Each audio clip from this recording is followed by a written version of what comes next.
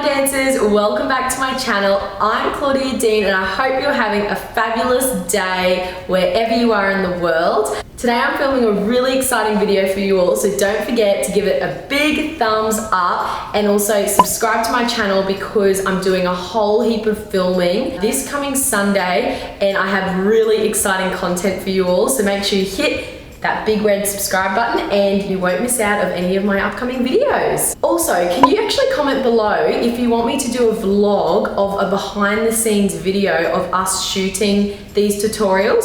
So I have a big filming day coming up, as I said, and I really wanted to do like a behind the scenes or like a day in the life of us filming these tutorials. There's a lot of funny moments that happen behind the scenes and I really want you all to see it. Let me know and comment below if you want me to do a vlog this Sunday because I definitely can. I can upload it next week for you all. And today's video is really exciting. So I've really noticed that there's been about 5 main bad ballet habits that dancers do on a common day-to-day basis, and I have 5 solutions for them, and I really just wanted to get stuck into these 5 little tips just so that you can be on top of them and you can really prevent these bad habits from happening. So let's get straight into it, dancers. Also dancers, I've got a little bit of a raspy voice. I think I've been teaching too much, so excuse that.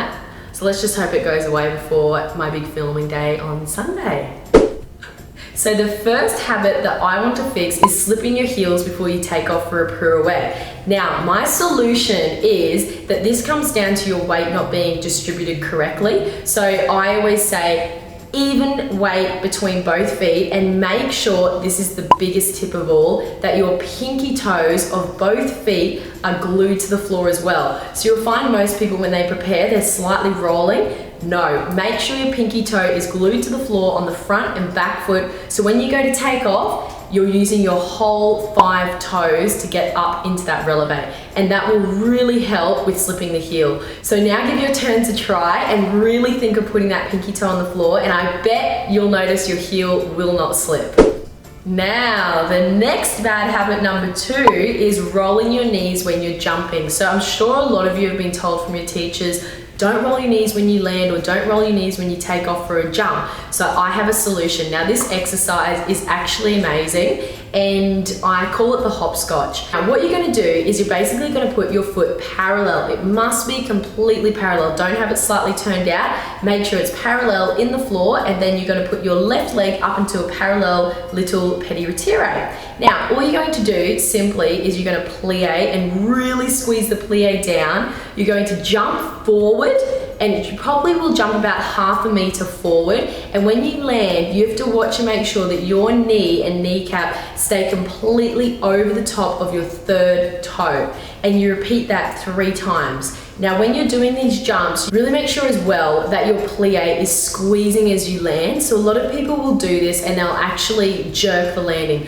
So what you've got to do instead is really squeeze your foot down through the floor. So as I said, you repeat 3 of these on the right foot. Then to break it up, you're then going to jump to the side with 2 parallel feet again, almost in the turned in second, and then you're going to transfer onto your left foot and you repeat 3 hopscotch jumps forward, again on the left foot, and then you go again parallel, and then you can do the right foot. So you could do this, you know, up and down the room a few times, but this really helps with getting the right alignment when you land, and it really prevents you from rolling your knees. But obviously that's something we totally want to avoid as a dancer because your knees are so sensitive and they're such an important part of our body, so we have to make sure we really protect them. So if you practice a few of these, you're really preventing yourself against any knee injuries.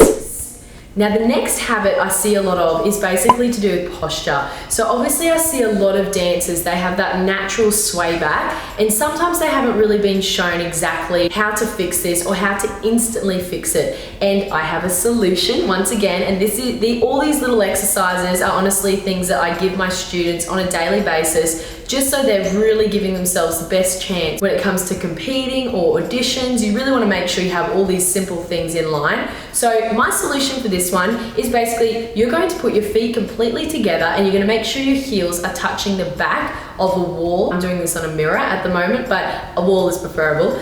And you're going to make sure that the lower half of your back is completely touching and it should be flat against the wall. Then you're going to make sure that your shoulders are completely pinned back against the mirror or wall again, and your knees are bent down below. So now what you're gonna try and do, you're gonna straighten your legs, keeping your back pressed up and shoulders pressed up against the wall.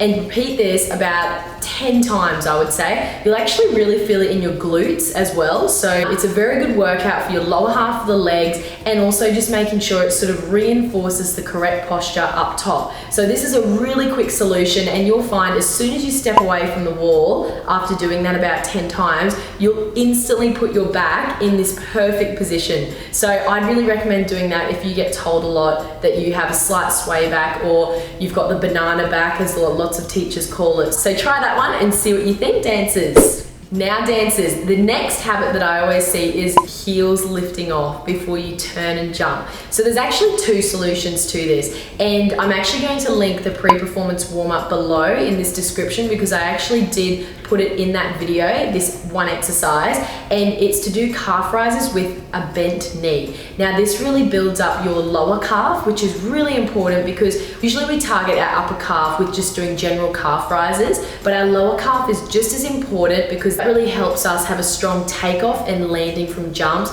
and it really keeps our heels down if you've got a very built up lower calf. So obviously we want it to be really strong. So basically all you're going to do is try and do some calf rises, perhaps about 10 to 15 with a bent supporting leg, keeping your posture, keeping your alignment of your knee over third toe, and just rising up at a normal speed, how you normally do your calf rises, but the only difference is you have a bent supporting leg.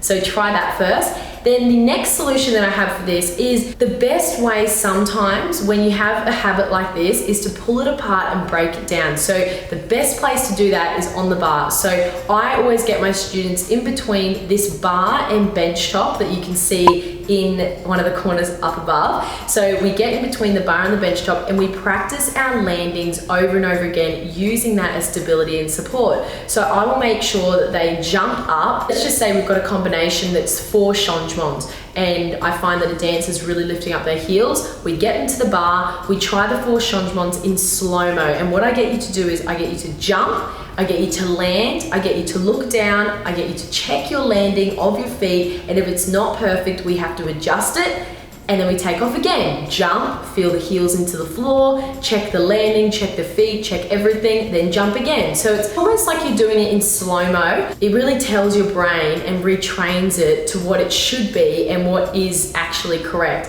Then you'll find you'll come into the center and you'll try and do those 4 changements again. And naturally, of course, you're gonna have your heels down because that's what you've been practicing. So this is another really good one for you to go over if you get told that you lift up your heels a lot. And now dancers, my next one is to do with shoulders. I think every dancer has been told to put their shoulders down. I haven't met one that hasn't been told yet. So this is a really common correction, and in some ways, it's a bit frustrating for me because I see dancers with their shoulders up, but I actually know it's not to do with your shoulders. It's actually to do with your back. So if you get told that your shoulders are up, it actually is coming from your lats and your back, not necessarily up here. So if you have a really strong mid to upper back, it can actually hold your scapula and all of that part in, so it gives you the illusion that your shoulders are down, as simple as. So I'm going to give you a solution, and we're going to try this exercise. We're going to get our TheraBand, and of course I'm using my block TheraBand, and also I get asked a lot about what I'm wearing or what the dancers are wearing, or where did I get the TheraBand, or where did I get this and that, and it's all Block. Thank you, Block. I love Block. Obviously I'm the Block brand ambassador, so I'm so lucky to have their support. Block generously provide us with all of these beautiful garments, so it's all Block. Anyway, a bit off track there, Claudia. So here we go. We've got my TheraBand. Okay, I'm gonna do this one for you right here, right now.